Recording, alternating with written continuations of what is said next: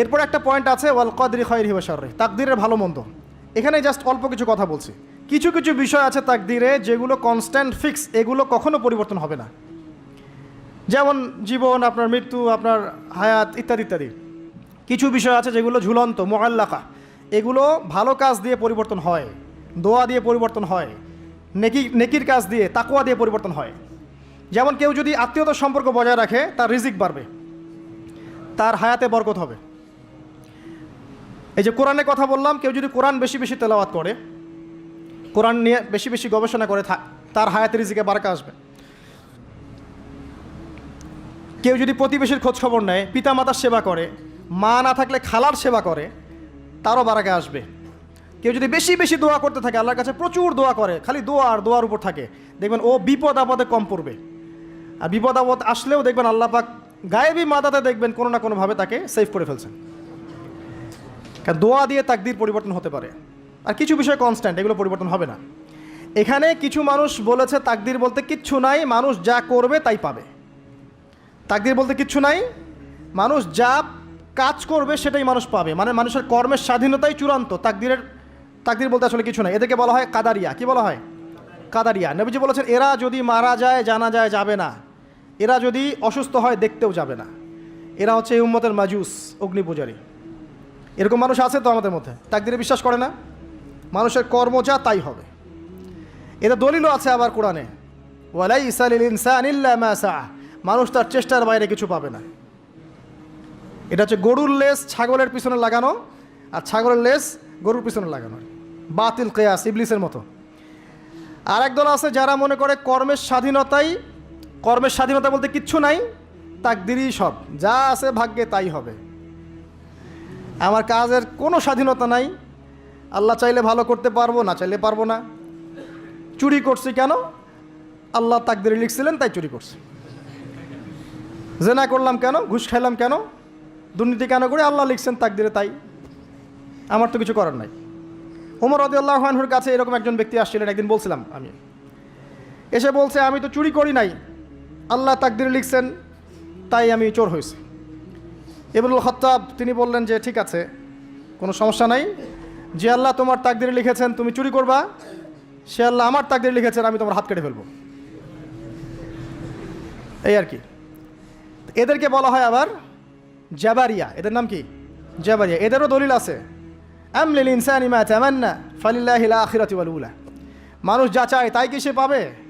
আল্লাহর হাতেই সমস্ত ক্ষমতা। মানে এরা হয়েছে কি, দুজন দুই দুয়ারে চলে গেছে আর কি। এর মাঝখানে ব্যালেন্সটা কি? তাকদীর আল্লাহর হাতে। আল্লাহ পাক তাকদীর লিখেছেন আসমান জমিন সৃষ্টির 50,000 বছর আগে, এরপরে আবার মায়ের গর্ভে যখন রূহ আসে তখনও, তারপরে লাইলাতুল কদরে তাকদীর আবার বাজেট পেশ করা হয়। কিছু বিষয়ে কনস্ট্যান্ট আর কিছু বিষয় আছে মুআল্লাকাত, কাজের মাধ্যমে আপনি পরিবর্তন করতে পারবেন। আর নবী সাল্লাল্লাহু আলাইহি ওয়াসাল্লাম বলেছেন সাহাবীদেরকে যে মানুষকে যে ফলাফলের জন্য সৃষ্টি করা হয়েছে পৃথিবীতে তার কাজ সেরকমই হবে। মানে যাকে আল্লাহ পাক জান্নাতের জন্য সৃষ্টি করেছেন পৃথিবীতে সে সেরকমই কাজ করতে থাকবে।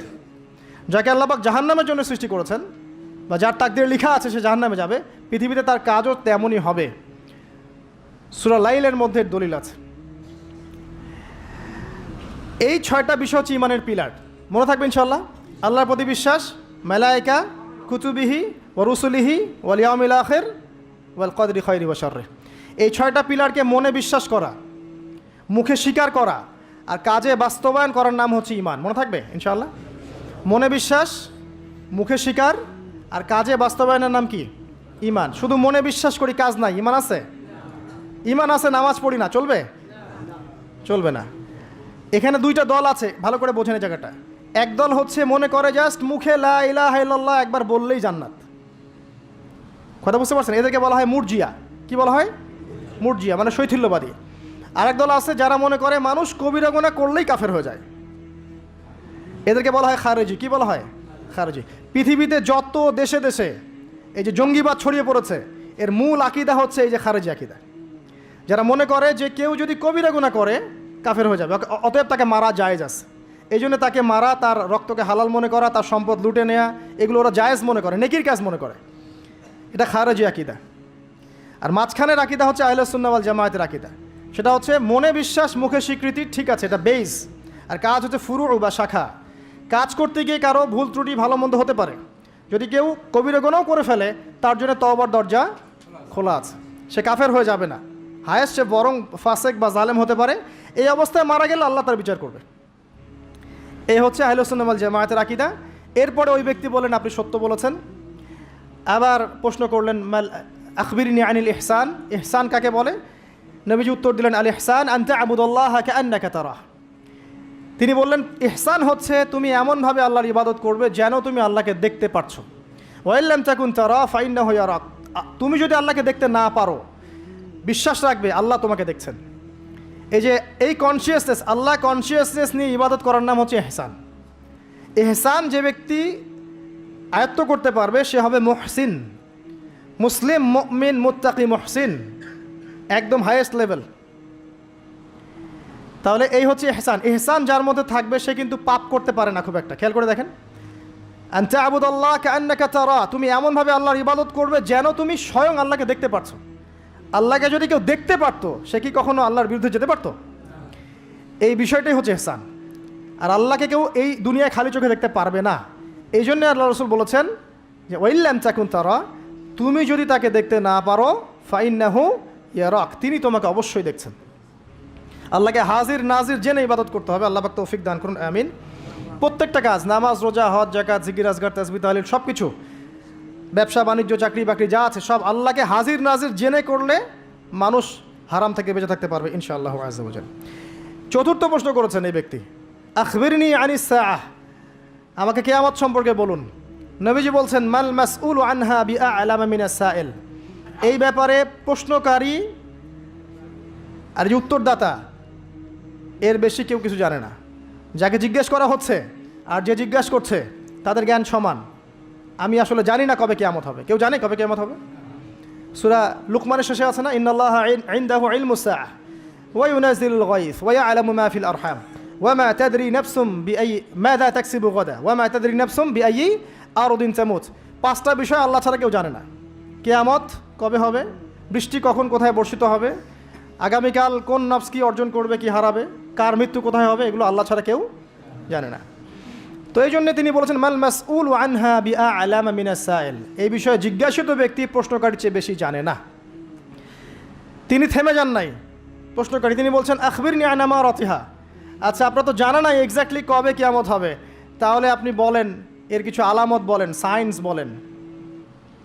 নবীজি বললেন দুইটা মাত্র। একটা হচ্ছে আন তালিদাল আমাতু রাব্বাতুহা, যখন দেখবে দাসী তার মনিবকে জন্ম দিচ্ছে।